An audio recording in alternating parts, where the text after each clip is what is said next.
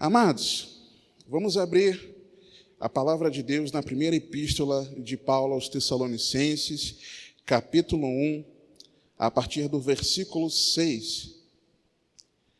Diz assim a poderosa palavra de Deus: E vós fostes feitos nossos imitadores e do Senhor, recebendo a palavra em muita tribulação, com gozo do Espírito Santo, de maneira que fostes exemplo para todos os fiéis na Macedônia e Acaia. Só até aí, queridos. Podem sentar, por favor. Esse é o nosso ponto de partida da nossa aula. As aulas dessa série de lições sobre discipulado, as aulas têm como base essa primeira epístola, essencialmente o capítulo 1 e o capítulo 2. Então, você tem, se o Senhor permitir, pelo menos mais umas 14 aulas se me aturar dentro desse tema, porque são muitas riquezas que nós encontramos aqui em poucos versículos, mas algo tão precioso que nos norteia a como nós caminharmos dia a dia como verdadeiros discípulos de Cristo, e como verdadeiros discípulos de Cristo, nós devemos ensinar outras pessoas aquilo que nós mesmos temos vivido no nosso dia a dia. Nós vimos na primeira aula sobre a missão do discipulado, também com base nesses mesmos 2 versículos que nós lemos aqui. Nós vimos que a grande comissão ela possui 2 orientações básicas sobre o que envolve fazer discípulos. É você alcançar as pessoas pela pregação do Evangelho, batizando-as, e também ensinando a cada uma delas aquilo que o Senhor nos ordenou. Ninguém pode ser um autêntico discípulo de Cristo sem a verdadeira conversão a Jesus Cristo. É por isso que todos que pregam a palavra de Deus aqui batem muito nessa tecla, irmãos.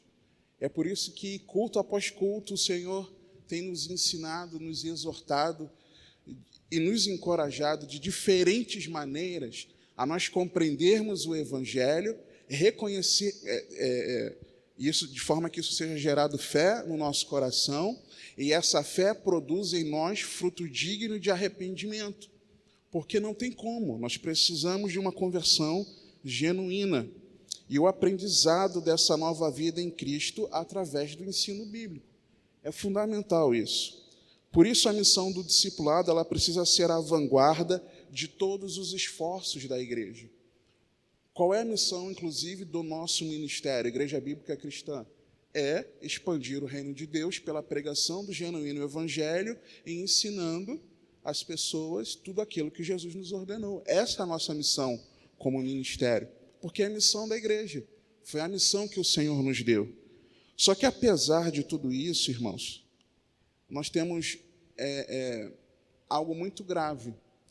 Nós encontramos estatísticas em que vimos, você sabe disso, a quantidade de autodenominados cristãos evangélicos no Brasil e como isso está em crescente no país. Só que apesar dessas estatísticas que para alguns é motivo de grande regozijo, de alegria, porque a gente precisa compreender que não é por aí. Porque se nós temos essa quantidade de cristãos, autodenominados cristãos, evangélicos, e tudo tem acontecido aqui, que tem acontecido no nosso país, é sinal de que tem alguma coisa errada na vida, nas nossas vidas. Existe essa grave missão. E isso provavelmente, ou melhor, certamente, tem origem em 2 fatores: a ausência da pregação do evangelho genuíno e a ausência dos ensinamentos, ou as 2 coisas. Além disso, há muitos que evidenciam um péssimo testemunho de vida, afastando quem deseja se aproximar. A Bíblia, inclusive, nós vimos isso na primeira lição, a Bíblia nos mostrando isso. Ou aqueles que fazem tropeçar os novos na fé. Nós vimos também na palavra de Deus. Agora, o que nós precisamos fazer para que essa missão seja cumprida? Nós precisamos ser verdadeiros cristãos, cristãos de verdade, servo de Deus de verdade, não de fachada. Não alguém... É muito interessante o exemplo que o nosso pastor Alan deu na pregação da ceia, na introdução da pregação, em que ele fala que talvez nós estejamos aqui porque, puxa, todo mundo precisa ter uma religião. É feio ser ateu, né? Puxa, eu sou ateu, pô, você não tem religião nenhuma, então eu vou ser evangélico. E talvez nós estamos em hipocrisia, não sendo verdadeiros discípulos de Cristo. Irmãos, ser discípulo de Cristo é algo que nós precisamos ter um coração quebrantado de saber que as palavras, que os ensinamentos, que os aconselhamentos, que a conversa, quando o irmão te chama de lado, vai trazer exortação para a nossa vida. Então, que o teu coração seja um coração quebrantado diante do Senhor em relação a isso. Nós precisamos ser verdadeiros discípulos de Cristo. Agora, segundo que padrão? O padrão bíblico, é o padrão da palavra. Só que se eu sou um verdadeiro discípulo, e nós vimos, segundo aquilo que o próprio Senhor Jesus falou, do que é ser um discípulo dele, nós vemos que o verdadeiro discípulo, ele frutifica, ele faz discípulos. Então, nós precisamos fazer discípulos. E, às vezes, existe uma confusão, por exemplo, sobre o tema discipulado. Às vezes, a gente acha que discipulado é algo a ser feito ministerialmente na sua igreja local, na sua congregação, e é assim que você discipula. Não. Pai e mãe precisam discipular seus filhos.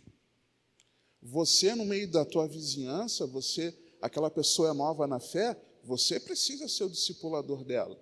No seu ambiente de trabalho, na sua escola, você precisa ser. Discipulador não é aquele que discipula no exercício ministerial enviado pela sua igreja. Não. Discipulador é aquele que ensina outras pessoas aquilo que Cristo nos ordenou. Isso é ser um discipulador. Então, todos nós temos esse papel. Não só aqui dentro, claro, mas principalmente lá fora. É lá fora que você e eu precisamos fazer discípulos. E é o próprio Senhor que nos faz idôneos, quando nos transportou das trevas para a luz, e dessa forma nos tornou capazes de ensinar outras pessoas a que sejam idôneos e possam também ensinar a outros. Essa é a missão do discipulado. E nós vimos também, com base nesse mesmo texto aqui da primeira Epístola aos Tessalonicenses, no capítulo 1, versículos 6 e 7, nós vimos a força do exemplo. Porque se o texto nos mostra aqui, Paulo escrevendo, falando com os irmãos em Tessalônica, ele fala, olha, vocês foram feitos nossos imitadores e do Senhor. Então, o que ele já começa mostrando aqui? Vocês me imitaram, eu fui exemplo para vocês. Vocês olharam para a minha vida e vocês imitaram. Vocês replicaram o meu comportamento, o meu modo de viver. Eu fui exemplo para vocês. Todo cristão amadurecido no Evangelho precisa ser um bom referencial, irmãos. Não dá para nós fugirmos disso. É claro que, essencialmente, primariamente, nós devemos ser imitadores de quem? Do Senhor Jesus Cristo. Jesus Cristo é quem é o nosso mestre. É a Ele que nós devemos imitar. Porém, a palavra de Deus está recheada de exemplos de pessoas que imitaram a fé de outros irmãos. Vários exemplos. Eu me lembrei agora, o caso de Ruth. Ruth era uma moabita e, na sua terra, ela aprendeu com a sua sogra Noemi o que era ser alguém temente a Deus. E quando morre todo mundo, morre Malom, Quilion, morre o pai também, fica órfã, Ruth e Noemi sozinhas, e aí Noemi quer despachá-las, olha, eu vou voltar para Belém, fiquem vocês duas aí, E, não vamos contigo e tal. Ela deu mais uma insistida, órfão deu um beijo e voltou. O que Ruth fez? Ruth falou, não, onde você for, eu vou, porque o seu Deus é o meu Deus. Ela aprendeu isso com quem? Aprendeu com o exemplo de Noemi. Noemi foi exemplo para ela. Ela imitava a fé. Então nós temos, por toda a palavra de Deus, como é importante você ter exemplos a você seguir, a você mirar. E é claro, ninguém é perfeito.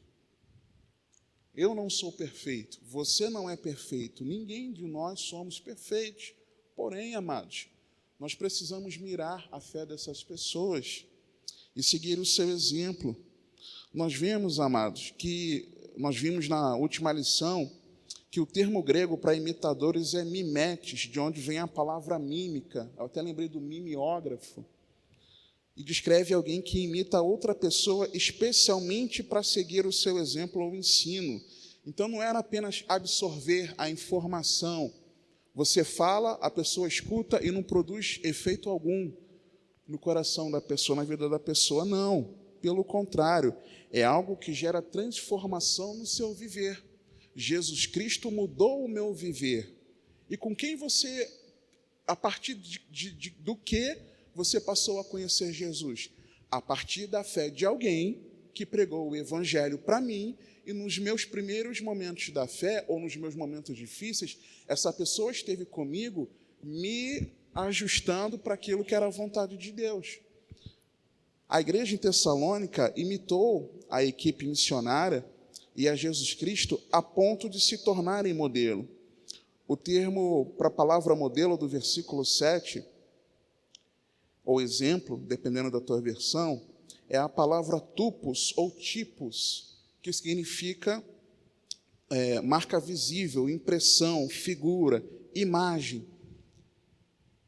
E dessa forma como a vida de Paulo, ela marcou a vida daqueles irmãos em Tessalônica, por mais que eles estivessem passando por adversidades, eles seguiram em frente. O versículo que nós lemos, versículo 6, fala isso: recebendo a palavra em muita tribulação, com o gozo do Espírito Santo.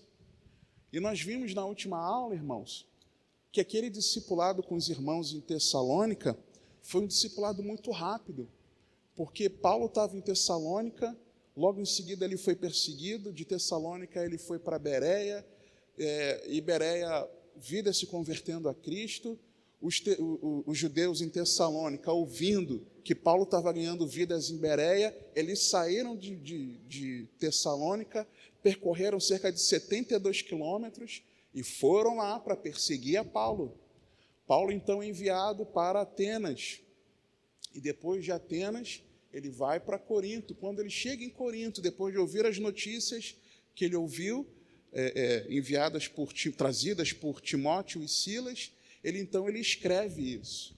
Ele fala, olha, vocês se tornaram nossos imitadores a ponto da vida cristã de vocês ser exemplo para outros mais. Então foi um discipulado que impactou. Como foi importante o exemplo de Paulo para eles. E se nós lermos depois outros versículos na primeira carta aos Tessalonicenses, nós vemos algo muito especial no capítulo 2, versículo 11. Leia comigo, por favor.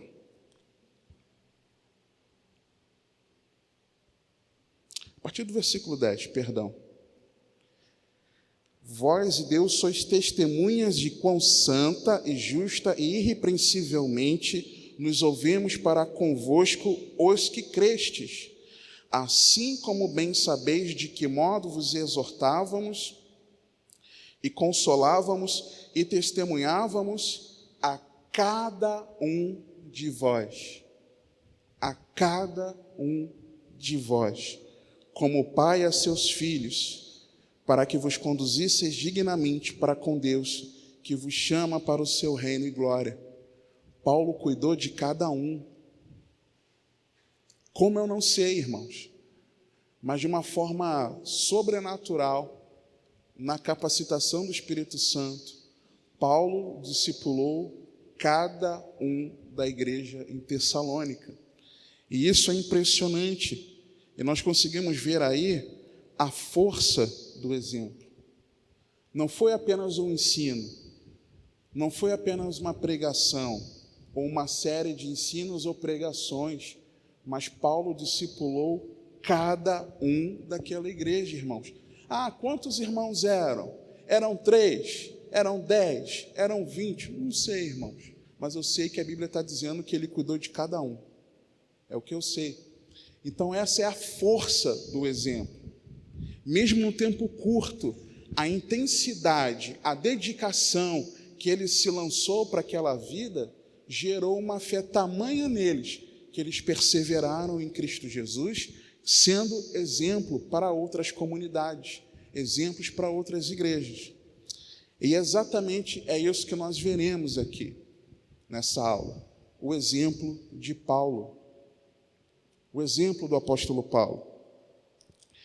Como um discípulo de Cristo, era comum Paulo lembrar aos irmãos que eles poderiam imitá-lo.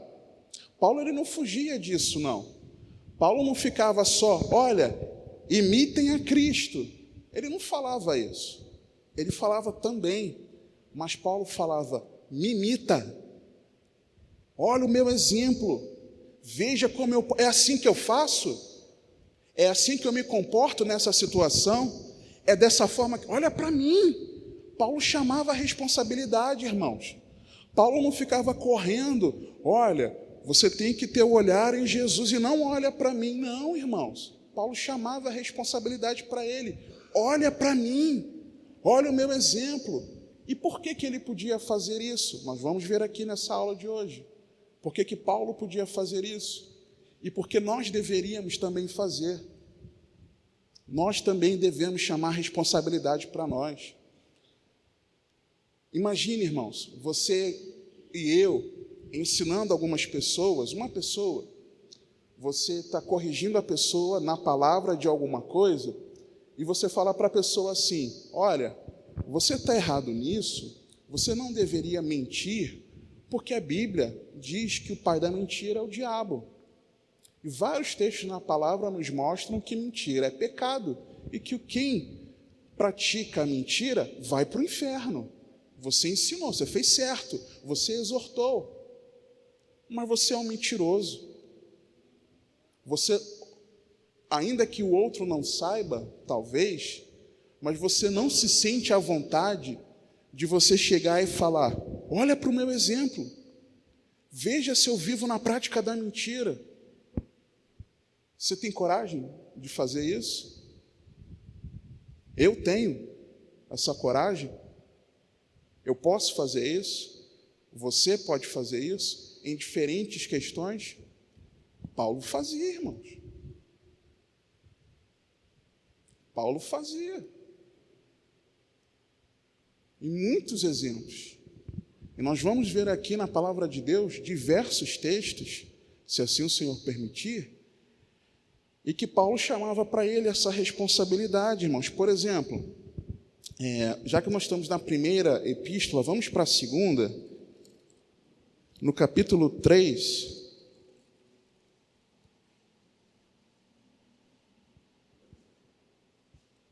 É claro, irmãos, essa igreja não era uma igreja perfeita, não. Existem algumas questões aqui que Paulo precisou tratar com a igreja. Apesar de ser uma igreja exemplo, modelo, era uma igreja que tinha problemas normais, normal. Paulo tratava algumas coisas. Versículo 7, Paulo diz o seguinte. Versículo 6, para você entender o contexto. Mando-vos, porém, irmãos, em nome de nosso Senhor Jesus Cristo, que vos aparteis de todo irmão que anda desordenadamente, e não segundo a tradição que de nós recebeu. Porque vós mesmos sabeis como convém imitar-nos, pois que não nos portamos desordenadamente entre vós, Nem de graça comemos o pão de homem algum, mas com trabalho e fadiga, trabalhando noite e dia, para não sermos pesados a nenhum de vós. Qual era o contexto aqui? Alguns irmãos em Tessalônica, eles receberam tanto a fé em Cristo que alguns irmãos tinham a expectativa de que Jesus retornaria imediatamente. Então eles pararam de trabalhar. Imagina o pai de família, o marido, o pai, para de trabalhar. Jesus vai voltar, vou continuar trabalhando para quê? Vou me dedicar aqui a meditar nas Escrituras, numa vida de oração, e eu vou deixar de trabalhar. Então, alguns irmãos estavam andando desordenadamente, porque eles tinham a expectativa de Jesus retornar. Lembrei agora, quem estava aqui domingo à noite, lembra da pregação sobre a importância de nós alinharmos a expectativa com as atitudes? Os irmãos tinham a expectativa certa, Jesus retornaria. Esse era o anseio deles, a alegria deles.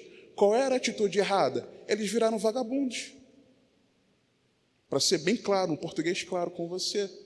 Não vou trabalhar mais não, Jesus está voltando. Talvez o jovem pense, não vou estudar não, vou sair da escola. Jesus está voltando. Toma vergonha. Né? E esses irmãos, Paulo estava falando isso aqui, você está rindo? É o que Paulo está falando. Mandamo-vos, ou seja, eu estou mandando, porque eu sou pastor de vocês, então eu posso dar ordem a vocês. Mandamo-vos, porém, irmãos, em nome de nosso Senhor Jesus Cristo, que vos aparteis de todo irmão vagabundo. É o que ele está falando aqui. Por quê? Porque diferente da tradição que eles receberam, diferente da minha prática de vida, eu estava aí com vocês, eu não tomei posse da prerrogativa de ser um apóstolo e deixei de trabalhar para comer com vocês, não. Muito pelo contrário, eu arregacei as mangas e eu trabalhava. É que Paulo está falando aqui.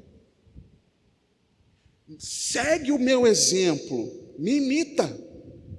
É isso que Paulo está falando aqui. Paulo podia falar, irmãos. Paulo era perfeito? Claro que não. Mas ele era um servo de Deus, um discípulo de Cristo verdadeiro. E você e eu, como verdadeiros discípulos de Cristo, nós precisamos chamar para nós a responsabilidade. E as pessoas nesse mundo precisam olhar para mim e para você e enxergarem a vida de Cristo. Enxergarem em mim e você que Jesus Cristo não mudou, porque muda e depois desmuda, mas transformou o nosso viver. De que forma? Pela poderosa palavra de Deus. Então, a gente precisa chamar essa responsabilidade. Não dá para fugir, irmãos.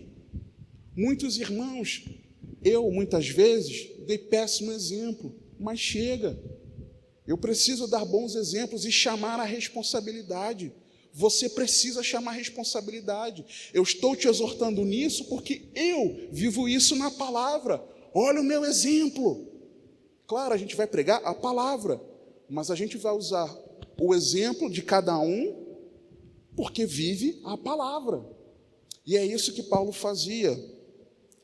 Não podemos esquecer que, em última análise, isso é muito bom a gente ressaltar sempre, que ser discípulo de Cristo é você ser imitador do nosso Senhor, do nosso Mestre. João 13, de 13 a 15, a palavra diz assim: vós me chamais mestre e Senhor e dizeis, bem, porque eu o sou. Ora, se eu, Senhor e Mestre, vos lavei os pés, vós deveis também lavar os pés uns aos outros, porque eu vos dei o exemplo, para que como eu vos fiz, façais vós também. Claro, Jesus podia chamar a responsabilidade, o Senhor Jesus, mas Jesus, ele fala, segue o meu exemplo. Então, em primeiro lugar, é eu seguir o exemplo de Cristo. Mas como verdadeiros cristãos, verdadeiros discípulos, devemos seguir os passos de Jesus, sim. 1 Pedro 2,21. Porque para isto sois chamados, pois também Cristo padeceu por nós, deixando-nos o exemplo para que sigais as suas pisadas. Temos que seguir o exemplo de Cristo. Tendo Jesus Cristo como referencial, o cristão maduro na fé deve, de forma conscientemente, ele desejar ser um exemplo para os outros. De forma consciente. Por isso, o apóstolo Paulo orientou Timóteo a ser um bom modelo, independente de possíveis circunstâncias adversas. 1 Timóteo 4,12, Paulo escrevendo a Timóteo diz o seguinte: ninguém despreze a tua mocidade, mas sê o exemplo dos fiéis, na palavra, no trato, no amor, no espírito, na fé e na pureza. Paulo está falando o seguinte: olha, mesmo você sendo perseguido por você ser um jovem, mesmo as pessoas não querendo te dar ouvidos, porque você ainda é jovem, é jovial, é um garoto, mas você é um homem de Deus. Seja exemplo para eles, mesmo você sendo perseguido por conta da sua pouca idade. Seja exemplo, mesmo você passando aflições na tua vida. Seja exemplo, mesmo a tua família desestruturada momentaneamente. Seja exemplo, mesmo se por acaso você estiver no desemprego.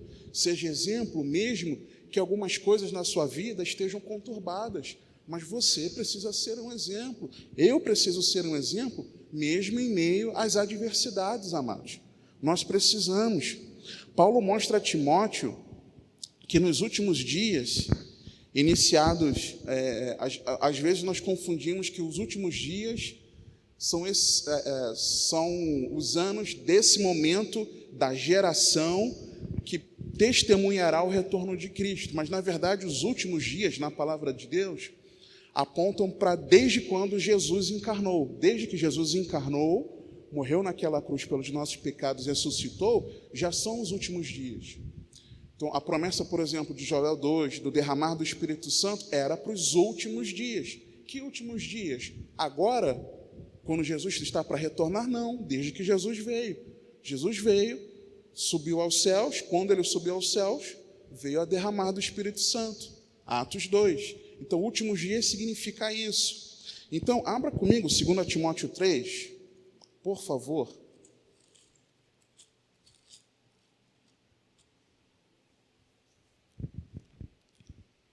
Faz uma ginástica com os seus dedos, porque nós vamos examinar um bocado de textos, se assim o Senhor permitir. Porque, olha só, ele está falando aqui que nos últimos dias seriam dias muito trabalhosos. Paulo escrevendo a Timóteo. Só que mesmo em meio a esses dias trabalhosos, Paulo ali fala algo muito especial que nós vamos ler daqui a pouco, que nos mostra que, independente das circunstâncias que vivemos, nós precisamos ter bons exemplos. Diz assim a palavra de Deus, 2 Timóteo 3:1.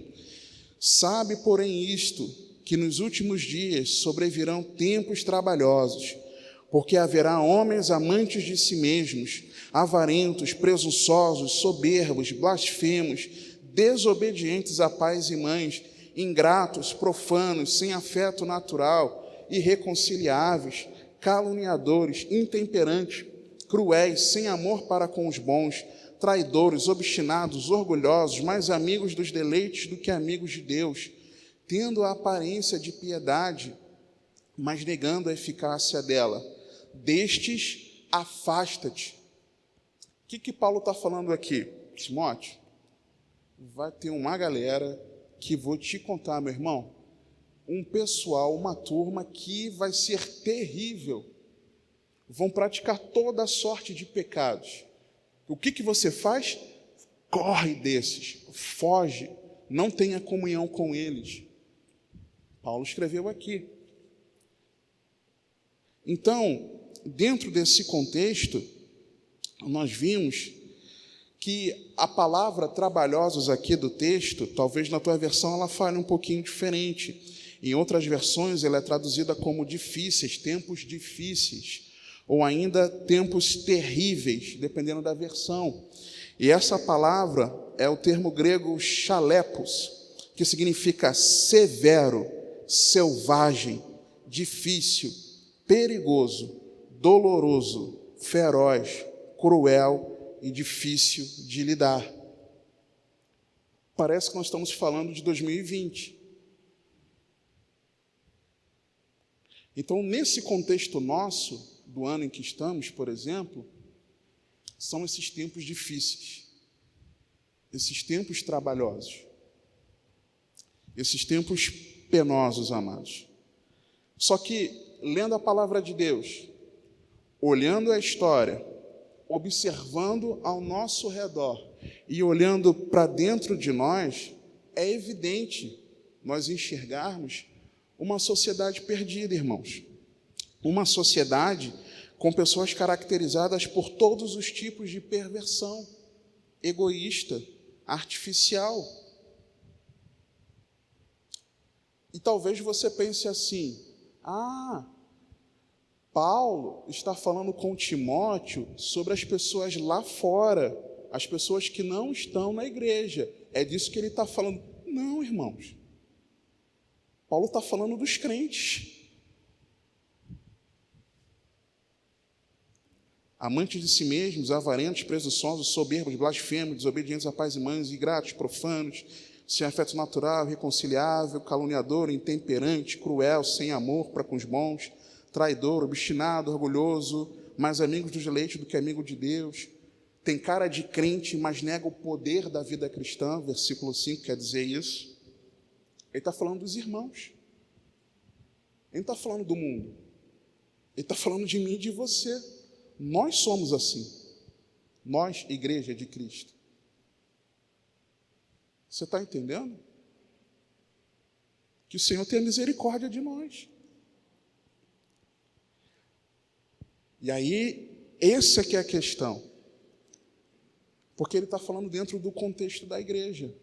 Puxa, mas se eu preciso seguir bons exemplos, se eu preciso ser exemplo, mas essa lista aqui de pessoas na prática do pecado são de muitos irmãos, eu vou seguir o exemplo de quem? Paulo chamava a responsabilidade para ele. Lembra que nós lemos aqui? E vamos ler um pouco mais. Paulo chamava a responsabilidade para ele. Tem irmão que faz isso, faz isso, faz isso, faz isso, faz isso. Ok. Mas olha para mim, segue o meu exemplo. É isso que Paulo falava. Nós precisamos seguir esses bons exemplos. Nós vamos voltar para esse texto de 2 Timóteo 3, mas vamos, por favor, primeiro aos Coríntios, capítulo 4. Nós retornaremos, porém, nós precisamos examinar primeiro aos Coríntios, capítulo 4. Paulo ele fala algo interessante, irmãos, porque ele envia Timóteo aos Coríntios exatamente para isso. Você vai ficar impressionado, se você nunca prestou atenção nisso aqui, o que Paulo ele fez aqui. Paulo não enviou Timóteo para pregar o Evangelho, porque o Evangelho já tinha sido pregado. Paulo não enviou Timóteo para ensinar a Bíblia. Poderia ter, claro que também ele ensinou. Mas Paulo, escrevendo aos Coríntios, diz o porquê que ele enviou Timóteo até eles. Primeira carta aos Coríntios, capítulo 4, a partir do versículo 14. É que não dá para nós lermos todo o capítulo 4, mas Paulo ele diz o seguinte: olha, vocês estão tomando, resumindo aqui, em outras palavras, vocês estão tomando atitudes, posições que não tem nada a ver com aquilo que eu tenho ensinado.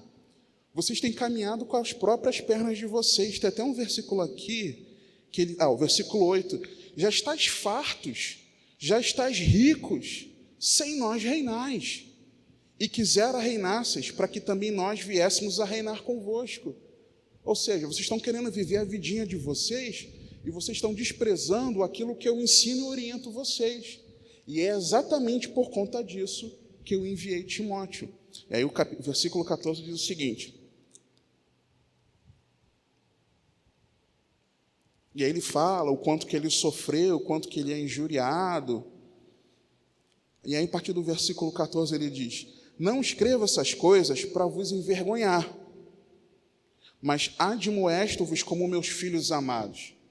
Eu estou mostrando o pecado de vocês, não é para menosprezar vocês, mas eu estou fazendo isso como um pai corrige um filho. Versículo 15: porque ainda que tivesseis 10.000 tutores em Cristo, não teríeis, contudo, muitos pais. Quem é o tutor? O tutor é aquele que ajuda a conduzir aquele filho. Porque eu, pelo Evangelho, vos gerei em Jesus Cristo. Admoesto-vos, portanto, a que sejais meus imitadores. Paulo, mais uma vez, bate no peito. Olha para mim e veja como eu vivo. Só que aí, irmãos, ele complementa algo que para mim foi sensacional, quando eu prestei atenção nesse texto. Por esta causa, mandei Timóteo, que é meu filho amado e fiel no Senhor, o qual vos lembrará o quê? A palavra de Deus? Os meus caminhos em Cristo, como por toda a parte ensino em cada igreja. Eu mandei Timóteo aí, para que Timóteo lembre vocês como é que eu vivia. É impressionante, irmãos. Paulo podia bater no peito e falar: siga o meu exemplo, seja meu imitador, a ponto dele enviar um discípulo dele, não para pregar a palavra, não para ensinar a palavra, para mostrar para uma igreja em outra cidade que era para imitar o exemplo de Paulo. É impressionante, irmãos. Paulo podia bater no peito: olha para mim, me imita. Será que nós podemos fazer isso? Paulo não apenas enviou Timóteo a ensinar o seu exemplo, como também o orientou a continuar seguindo o exemplo. Timóteo não era apenas o garoto de recado para dizer: Paulo mandou vocês andarem de forma digna do Evangelho, da mesma forma como ele anda, e vocês viram o exemplo dele. Como para o próprio Timóteo, Paulo fala: segue o meu exemplo. Voltando para 2 Timóteo 3,10, amados. Por favor. 2 Timóteo 3, nós lemos do 1 ao 5. E a última frase do versículo 5, Paulo fala: afasta-te destes afasta-te. Dependendo da tua versão, pode estar escrito: foge destes, corre desses irmãos que vivem na prática do pecado. E aí no versículo 10, ele fala o seguinte, ele não fala só se afasta desses irmãos, mas ele fala: segue o meu exemplo. Tu, porém, tens seguido, ou seja, você tem tido em mim exemplo, e você já tem praticado o meu exemplo, em que 9 aspectos aí que eu pude separar. Primeiro, a minha doutrina, o meu ensino. Segundo, modo de viver, o procedimento. Terceiro, intenção. Quarto, fé. Quinto, longanimidade ou paciência. Sexto, amor. Sétimo, dependendo da tua versão, pode estar paciência, mas é a perseverança, é o que o termo grego quer dizer. Versículo 11, perseguições.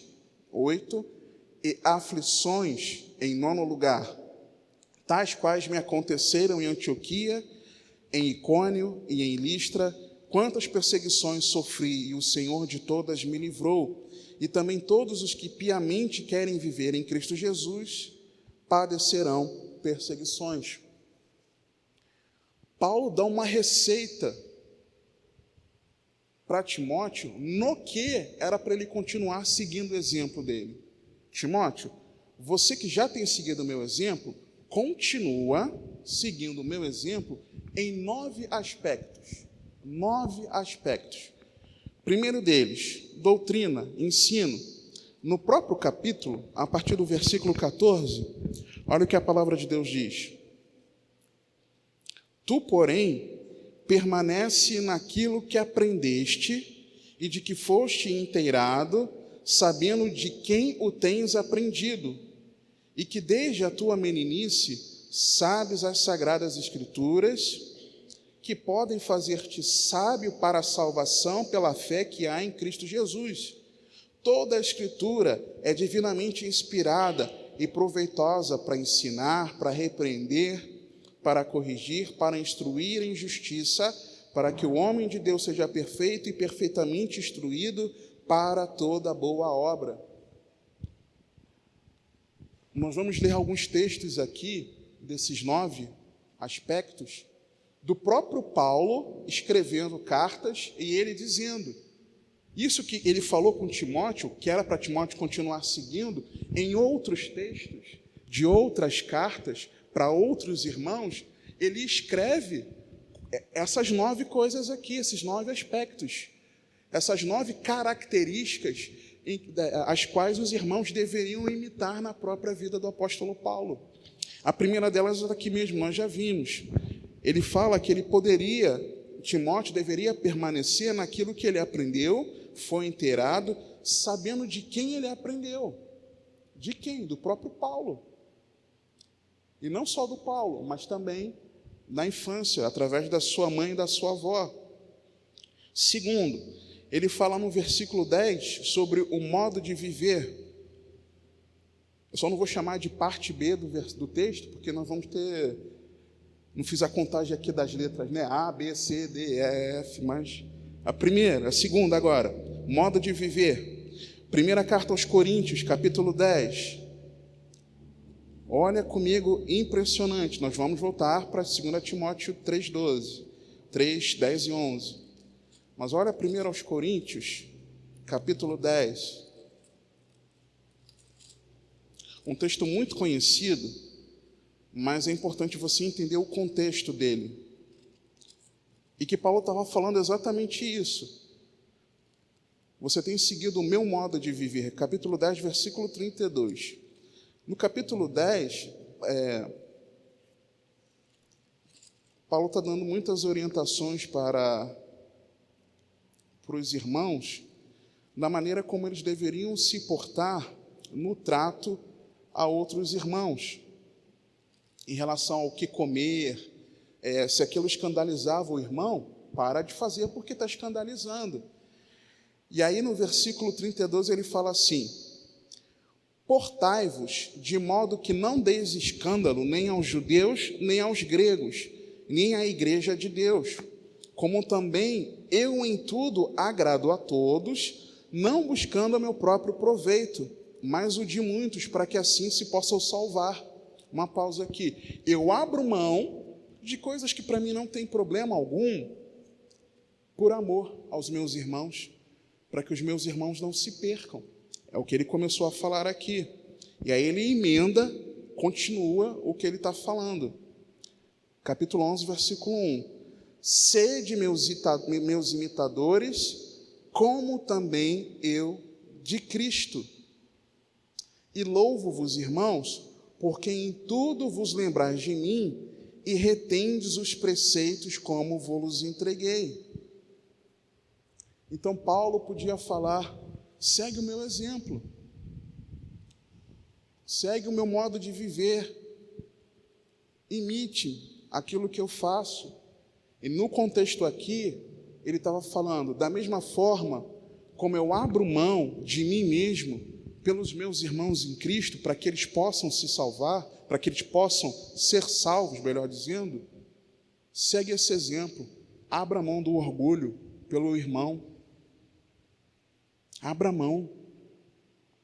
Se aquilo para você não te escandaliza, mas você sabe que aquilo está prejudicando a fé do teu irmão, abra mão do orgulho, seja imitador de Paulo, assim como ele é de Cristo, abra mão e seja imitador.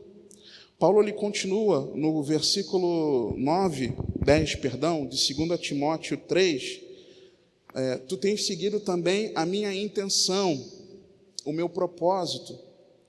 E Romanos, no capítulo 7, irmãos, Romanos 7,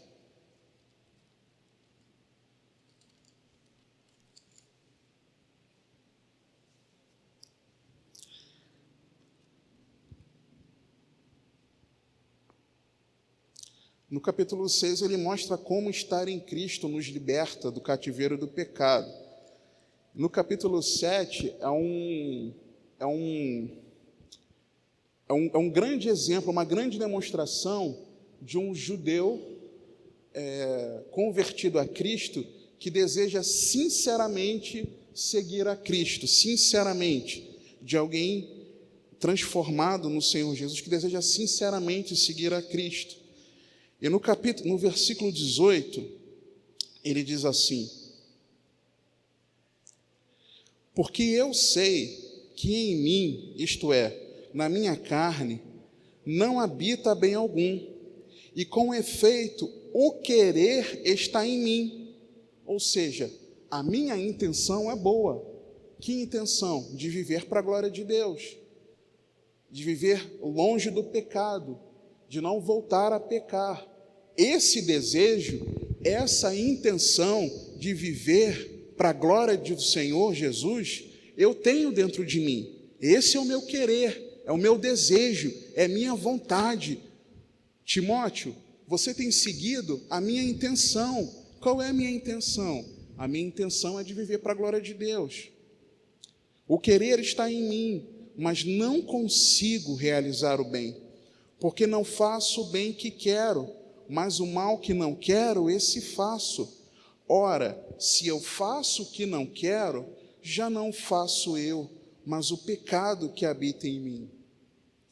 Então ele tinha, há alguns que discordam de que Paulo estava falando dele mesmo, mas que ele estava usando o exemplo de alguém que era judeu, convertido a Cristo, e como essa pessoa convertida a Cristo queria viver para a glória de Deus, mas não conseguia.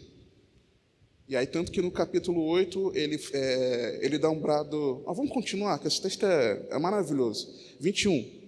Acho, então, esta lei em mim, para você entender, que quando quero fazer o bem, o mal está comigo, porque segundo o homem interior, ou seja, no meu interior, tenho prazer na lei de Deus. Dentro de mim, no meu espírito, no meu homem interior, eu quero praticar a palavra de Deus. E eu creio, irmãos, que o teu desejo é viver para a glória de Deus. Eu creio. Eu olho para cada um de vocês, irmãos, eu vejo pessoas que desejam viver para a glória de Deus.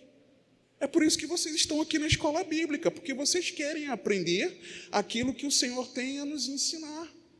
Você deseja isso, é a tua vontade. Você tem prazer na palavra de Deus. Eu creio assim, senão você não estaria aqui na escola bíblica. Então, ele continua falando: porque segundo o homem interior tenho prazer na lei de Deus, mas vejo nos meus membros outra lei, ou seja, o meu espírito ama a palavra, mas o meu corpo carnal não quer viver.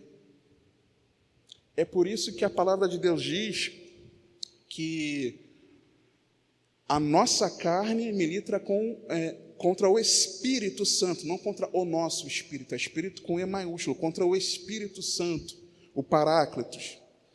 Mas vejo nos meus membros outra lei, que batalha contra a lei do meu entendimento, e me prende debaixo da lei do pecado que está nos meus membros. Eu quero praticar a palavra de Deus. Eu não quero ser um ouvinte esquecido, mas o meu corpo carnal me leva para o pecado. É isso que Paulo está dizendo aqui. E aí, irmãos, o versículo 24 eu acho muito lindo, porque ele dá um brado de reconhecer o seu estado de miséria, que você e eu precisamos reconhecer todos os dias das nossas vidas, irmãos. Nós não nos julgarmos que já alcançamos algo no Senhor, nem porque congregamos aqui, nem porque ouvimos o Evangelho culto após culto, não porque temos irmãos amorosos, não porque fazemos a obra de Deus, mas nós olharmos para dentro de nós a cada dia e reconhecermos o nosso estado de miséria.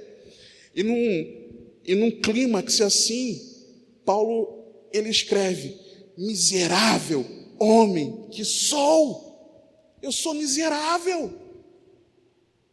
Quem me livrará do corpo dessa morte? Quem vai me livrar disso? Timóteo, lembrando de 2 Timóteo 3, versículo 10, Timóteo, você tem seguido a minha intenção. Eu tenho prazer na lei de Deus, mas o meu corpo carnal me leva para o pecado. Miserável homem que eu sou, quem vai me livrar desse corpo que me leva para o pecado? E aí ele conclui: dou graças a Deus por Jesus Cristo nosso Senhor, assim que eu mesmo com entendimento sirvo a lei de Deus, mas com a carne a lei do pecado. Portanto, agora nenhuma condenação há para os que estão em Cristo Jesus, que não andam segundo a carne, mas segundo o Espírito. Jesus Cristo é poderoso para transformar a minha e a sua vida. Jesus Cristo é poderoso para pegar a vontade que eu e você temos de viver a palavra de Deus, o prazer na lei de Deus, a nossa intenção, o nosso querer, e nos libertar de todo o pecado, porque Jesus Cristo veio fazer isso, libertar aqueles que estavam cativos. Por isso, persevere, irmãos. Se a tua intenção é viver a palavra de Deus, se você reconhece que Jesus Cristo é o teu Senhor, persevere. Timóteo, a minha intenção é essa. Você conhece a minha intenção. Só que aqui, em Romanos 7, Paulo escreve: a minha intenção é boa, mas a minha prática não é muito não. Eu vacilo também. Mas graças a Deus que eu estou em Cristo Jesus. Ele conclui falando que nós estejamos em Jesus. E Paulo continua, 2 Timóteo 3, 10. Quarto, ele fala: tem seguido a minha fé. 2 Timóteo 4, 7.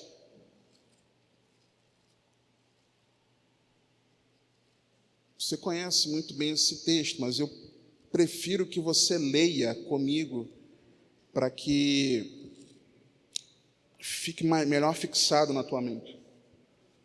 2 Timóteo 4, 7. Combati o bom combate, acabei a carreira, e o que eu fiz com a fé? Guardei. Timóteo, lembra, essa carta aqui é 2 Timóteo, ele está escrevendo a Timóteo. Logo depois dele escrever, você tem seguido, ele escreve isso aqui: você sabe qual tem sido a minha fé? Eu guardei a fé. Eu vou morrer. Eu já sei que eu vou morrer muito em breve. O Senhor já me revelou. E eu guardei a fé. Eu não perdi a minha fé. Então Paulo podia falar para Timóteo: Timóteo, tu tens seguido a minha fé. Por quê? Porque Paulo guardava a fé. Guardou a fé. Você está entendendo? Por isso que ele podia bater no peito e falar: Timóteo, segue o meu exemplo, porque eu guardei a fé. Quinto, a longanimidade ou paciência. Romanos, por favor, amados.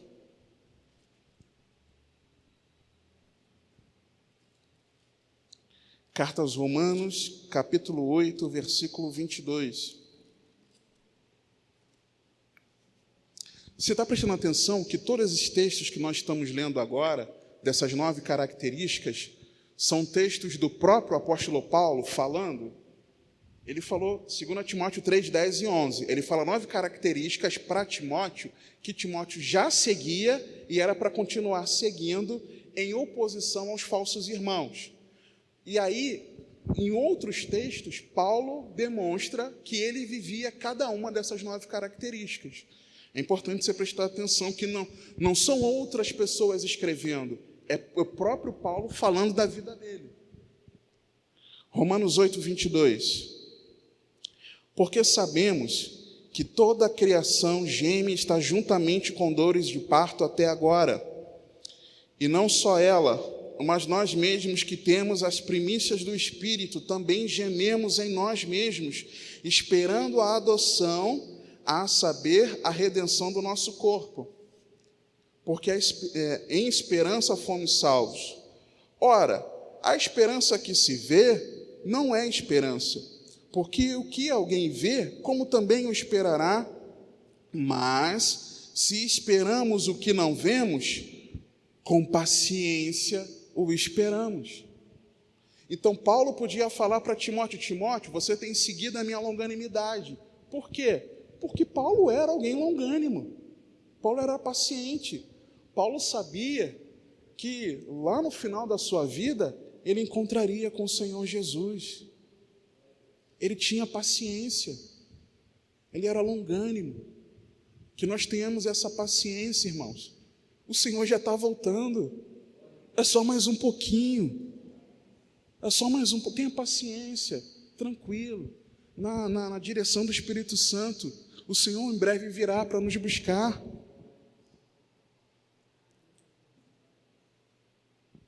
Talvez buscar algum de nós, eu hoje não sei, mas breve virá. Sexto, amor. Segundo aos Coríntios 12. Interessante que na primeira carta aos Coríntios, Paulo ele mostra a importância dos dons espirituais distribuídos sobre toda a igreja, mas era para que os irmãos fossem humildes, reconhecendo que todos eram importantes, mas que existia um caminho que era soberanamente mais sublime, que era o caminho do amor. E aí ele fala sobre o amor. Só que aqui ele fala dele mesmo, como ele amava. Segundo aos Coríntios 12, versículo 14. Olha o que Paulo ele fala para os irmãos. É interessante você prestar atenção nesse detalhe, porque será que eu e você temos amado assim? Vamos ver. Eis aqui, estou pronto para a terceira vez ir ter convosco, e não vos serei pesado, pois que não busco o que é vosso, mas sim a vós. Uma pausa. O que Paulo está falando? Ora, irmãos, eu vou até vocês pela terceira vez, só que eu não vou para buscar a oferta que vocês podem me dar, a boa acomodação, a acomodação 7 estrelas, que talvez algum irmão possa me oferecer quando eu estiver aí em Corinto. Não que vocês vão oferecer banquetes, algo assim, não. Eu vou ter com vocês, mas eu não quero ser pesado, porque eu não estou indo buscar o que as mãos de vocês podem me oferecer, mas eu busco a presença de vocês, irmãos. Eu quero estar com vocês. Lembra imagina a situação que você vai visitar alguém e você fala, olha, eu posso aí te visitar? Estou com saudade de você, a gente botar a conversa em dia e tal, passar uma tarde agradável ou noite, nós vamos orar juntos, meditar na palavra. E a pessoa meio constrangida, do outro lado do WhatsApp, né, que geralmente hoje é o WhatsApp, a pessoa te responde, puxa, hoje está difícil aqui em casa, eu não vou ter nada para te oferecer. E aí você responde, não, eu não quero ser pesado a você, eu não procuro o que você pode me oferecer, mas eu quero passar um momento agradável contigo e nós orarmos juntos. É isso que eu quero, é o que Paulo está falando aqui, você entendeu? E aí ele continua, porque não devem os filhos entesourar para os pais, mas os pais para os filhos. O que ele está dizendo? Eu sou o pai espiritual de vocês, não são vocês que têm que entesourar para mim, pelo contrário, eu como pai é que preciso deixar uma herança para vocês. Os pais não fazem isso? Muitas vezes faziam, juntar dinheiro na poupança, plano de previdência privada, para quando o filho fosse entrar na faculdade, ou um imóvel, se tivesse, e entregava como herança, juntava para o filho. É esse conceito que Paulo está falando aqui. Eu sou o pai, não são vocês que têm que me dar alguma coisa, eu que tenho que dar para vocês. Versículo 15. Eu, de muita boa vontade, gastarei e me deixarei gastar pelas vossas almas, ainda que amando-vos cada vez mais, seja menos amado. Eu não quero o que vocês podem me oferecer, eu quero a presença de vocês, e eu vou me gastar para cuidar de vocês, ainda que essa minha atitude de amor seja em vão. Não que seja em vão, mas que não é em vão. Nosso amor não é em vão a ninguém, nunca, jamais. Mas ainda que eu não tenha retorno desse amor. E quantas vezes nós amamos e nós não temos retorno? Talvez dentro da sua família, talvez no seu casamento, na educação dos seus filhos, talvez os pais, netos, talvez o seu colega de trabalho, o seu vizinho, talvez a ovelha que você pastoreia. Nós não podemos esperar nada em troca das pessoas. Jamais. É o que Paulo está falando aqui. Eu, de muita boa vontade, gastarei e me deixarei gastar pelas vossas almas, ainda que, amando-vos cada vez mais, eu seja menos amado. Não importa. O meu amor a vocês é altruísta. O meu amor a vocês é o amor ágape. Tudo suporta, tudo sofre, tudo crê, tudo espera. Eu não me importo. Será que a gente pode falar como Paulo? Tu tens seguido o meu amor? Será que a gente pode exortar alguém a amar e falar: olha para mim e veja como eu amo, olha a minha atitude? Será que a gente pode fazer como Paulo fazia?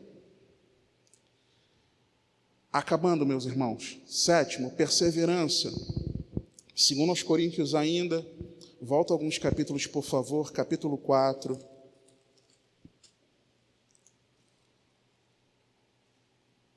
Versículo 8. 2 Coríntios 4, 8.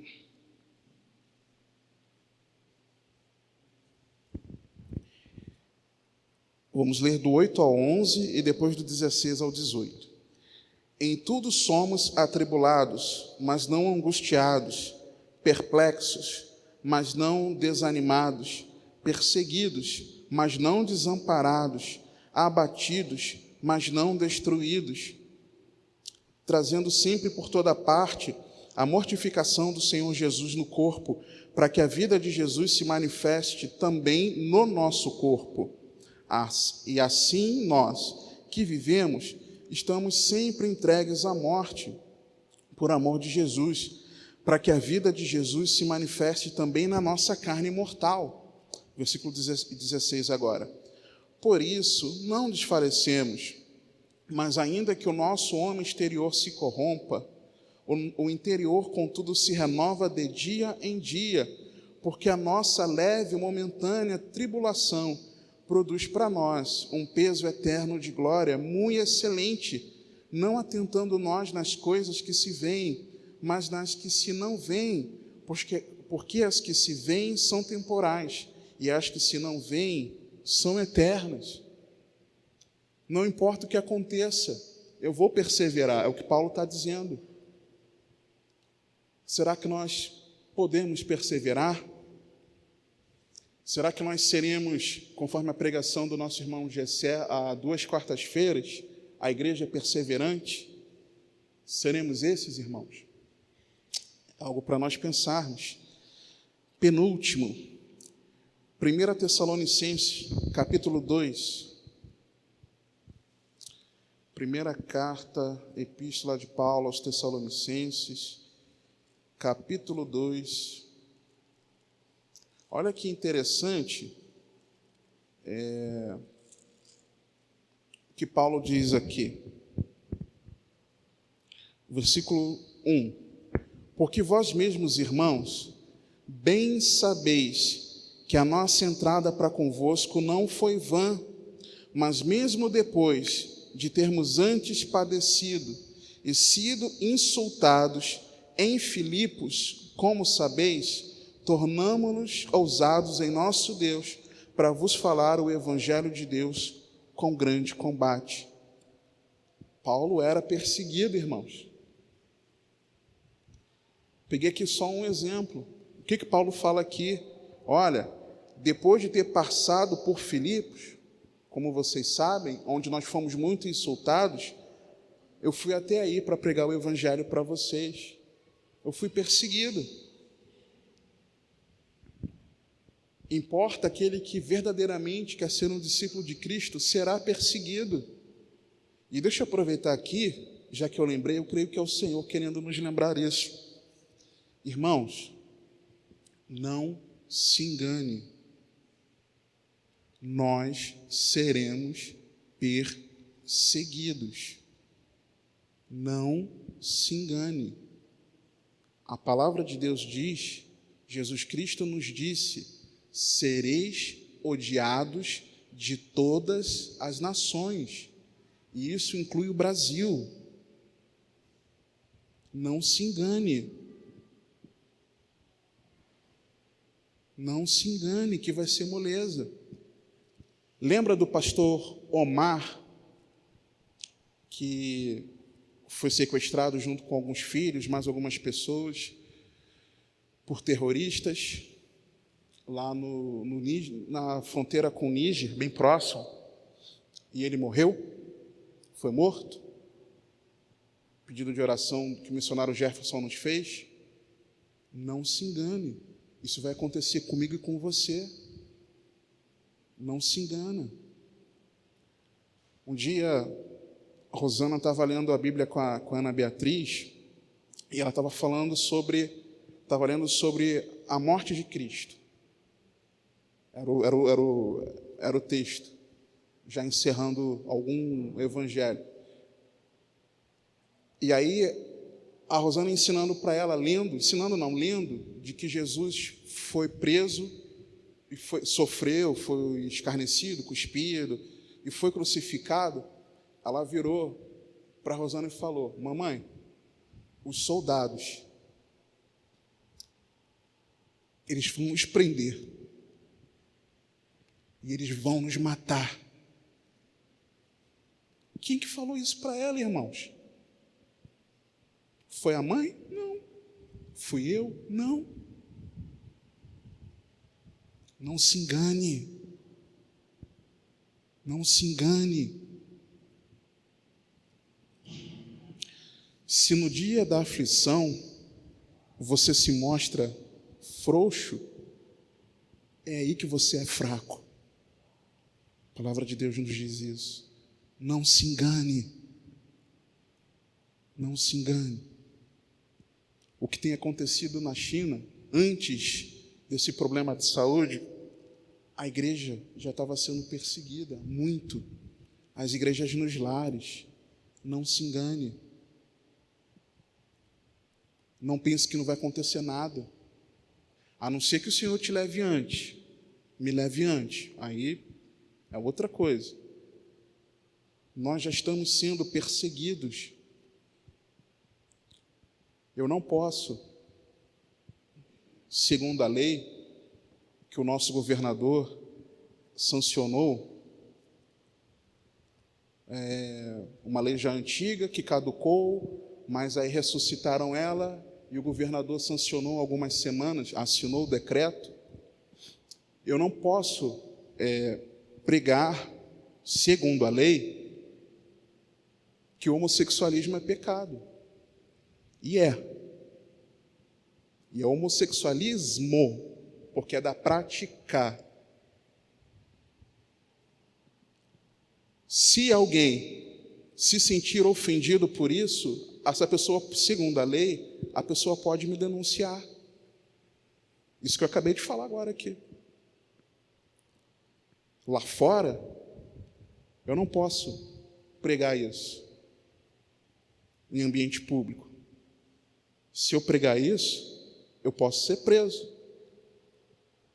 Mas os verdadeiros discípulos de Cristo vão deixar de pregar a verdade da palavra? Jamais. Jamais. Seremos odiados de todas as nações, e isso inclui o Brasil, irmãos. Então não se engane. Se você é um verdadeiro discípulo de Cristo, você vai ser perseguido. E finalizando, 2 Coríntios 11.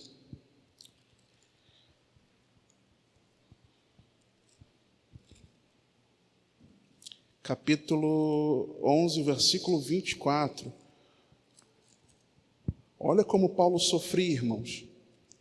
Você sabe, mas eu quero que você leia e ouça para você guardar isso aí na tua mente. Diz assim a palavra de Deus: recebi dos judeus 5 quarentenas de açoites, menos 1. 3 vezes fui açoitado com varas.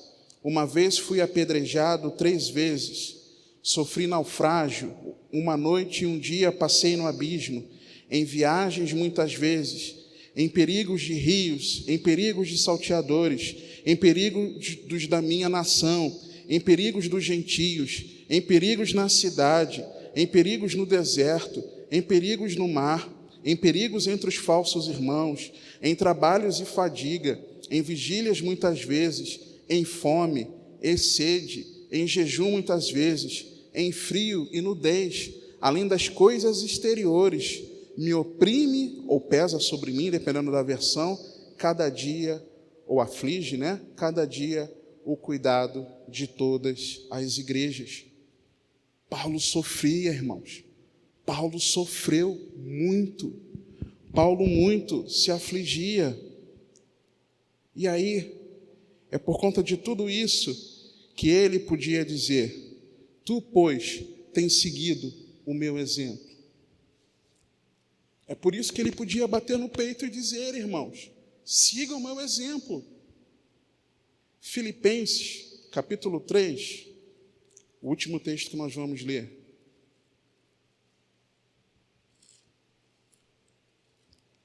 Filipenses, capítulo 3.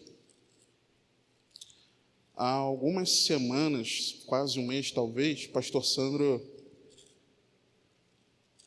pregou em cima desse texto.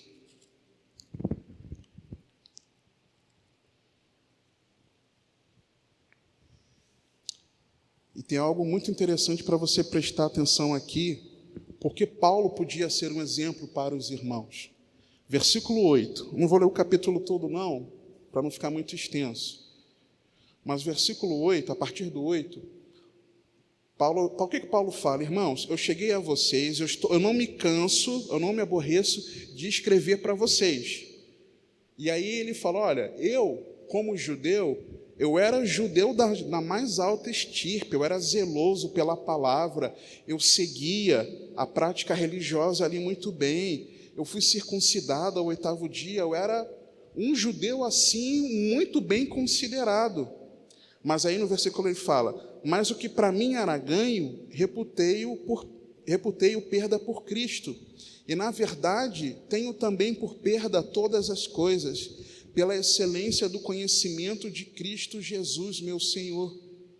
O que era mais excelente para ele do que tudo que as pessoas consideravam em relação a ele? Era que ele conhecesse mais a Jesus Cristo, pelo qual sofri a perda de todas estas coisas e as considero como escória, para que possa ganhar a Cristo. Ou seja, ele não reconhecia que ele estava em Cristo ainda. Ele não tinha, ele não era arrogante, prepotente de dizer, eu jamais negarei ao Senhor, eu jamais me desviarei. Pelo contrário, ele continua aqui, e seja achado nele. Essa era a expectativa de Paulo. Não tendo a minha justiça que vem da lei, mas a que vem pela fé em Cristo, a saber, a justiça que vem de Deus pela fé, para conhecê-lo e o poder da sua ressurreição e a comunicação de suas aflições, sendo feito conforme a sua morte, para ver se de alguma maneira eu possa chegar à ressurreição dentre os mortos. Só uma pausa. Paulo, irmãos, o apóstolo Paulo, puxa, eu procuro cada vez mais me relacionar com Jesus, cada vez mais conhecer ao Senhor, para ver se eu possa ser achado nele, para ver se lá naquele grande dia eu possa também ressuscitar. Olha a humildade desse homem de Deus, irmãos.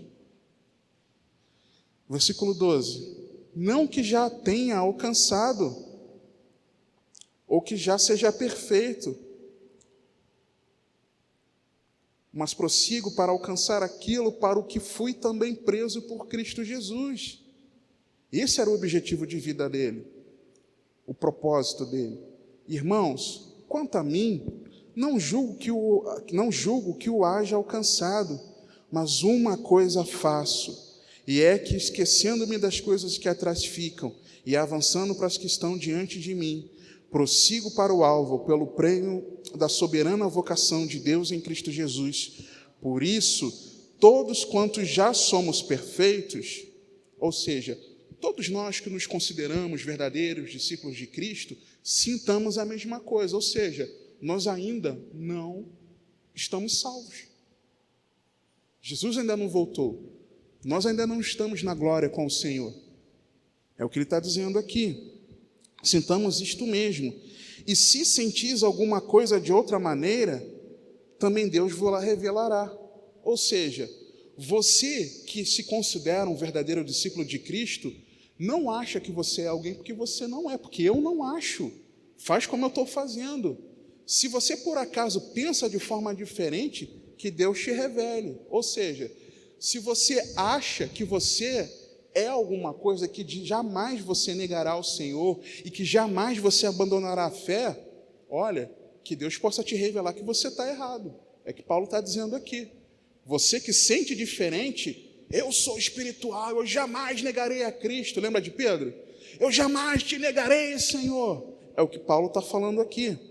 Mas, naquilo a que já chegamos, andemos segundo a mesma regra e sintamos o mesmo. E é por isso que ele fala o versículo 17. Sede também meus imitadores, irmãos. Imitar o quê? Que Paulo prosseguia para o alvo e não se julgava um salvo. Mas estava no caminho. E se ele perseverasse nesse caminho, em Cristo, aí sim. E tende cuidado, segundo o exemplo que tendes em nós, pelos que assim andam. Pelos que assim andam quem? Esses que andam achando que já estão na glória. Porque muitos há, dos quais muitas vezes vos disse, e agora também digo chorando, lembro de outra pregação agora, que são inimigos da cruz de Cristo. Esses que se acham salvos, são inimigos da cruz de Cristo. Por quê? Cujo fim é a perdição, cujo Deus é o ventre e cuja glória é para a confusão deles, que só pensam nas coisas terrenas. Então, na verdade, irmãos, nós precisamos imitar Paulo, o exemplo de Paulo, porque Paulo abandonou tudo por Cristo, e mesmo estando em Cristo, ele não se julgava alguém já salvo, já na eternidade. Mas o que ele fazia? Deixava para trás as coisas que ficaram e seguia em frente, prosseguindo para o alvo. Esse é o exemplo de Paulo. Será que você e eu podemos bater no peito e dizer, siga o meu exemplo? Fica para a nossa reflexão, irmãos. Vamos orar? Em nome de Jesus. Amado Deus, bendito, eterno, incomparável. Senhor, nós sabemos que o nosso modelo é Jesus Cristo. E é Ele que nós devemos imitar. Mas sabemos, ó Pai, que as pessoas oram para nós, esperando de nós enxergar ao Senhor. E eu rogo a Ti com os meus irmãos por misericórdia, Paizinho, que nós possamos viver a Tua palavra genuinamente, não julgando que somos alguma coisa, mas como no exemplo de Paulo, que nós sejamos aqueles, ó Pai, que possam largar tudo por Ti, Pai. Que nós possamos saber que no Senhor nós podemos confiar e descansar, e que as pessoas olhem para nós e vejam servos e servas de Deus, nos quais essas pessoas, esses irmãos podem se espelhar. Pai, nos ajuda, porque nós não somos perfeitos, mas nós queremos, Senhor, naquilo que já alcançamos, Senhor, seguir em frente, prosseguir para a sua glória, Pai. E eu rogo a Ti, Paizinho, no nome de Jesus, que as pessoas possam olhar para nós e seguir o nosso exemplo na doutrina, no ensinamento, que elas possam olhar para nós e seguir o nosso modo de viver, o nosso proceder, que as pessoas olhem para nós e possam ver a nossa paciência, que as pessoas olhem para nós e possam enxergar a fé, que elas olhem para nós e possam enxergar o amor, Paizinho, que elas possam olhar para nós também e enxergar a nossa intenção, o nosso querer, a nossa vontade de viver para a sua glória, que as pessoas possam olhar para cada um de nós, Paizinho, e também enxergar a nossa perseverança, olhar para nós e enxergar como importa que um verdadeiro servo de Cristo seja perseguido e como um servo de Cristo passa por sofrimentos. Pai, nos ensina por misericórdia e que as pessoas possam olhar para nós e serem inspiradas, ó Pai, encorajadas pelo nosso exemplo, porque nós queremos, Senhor, imitar a Jesus Cristo, o nosso Senhor e Salvador, e que tudo isso seja para a sua glória, em nome de Jesus que nós oramos. Amém, Senhor. Glória a Deus.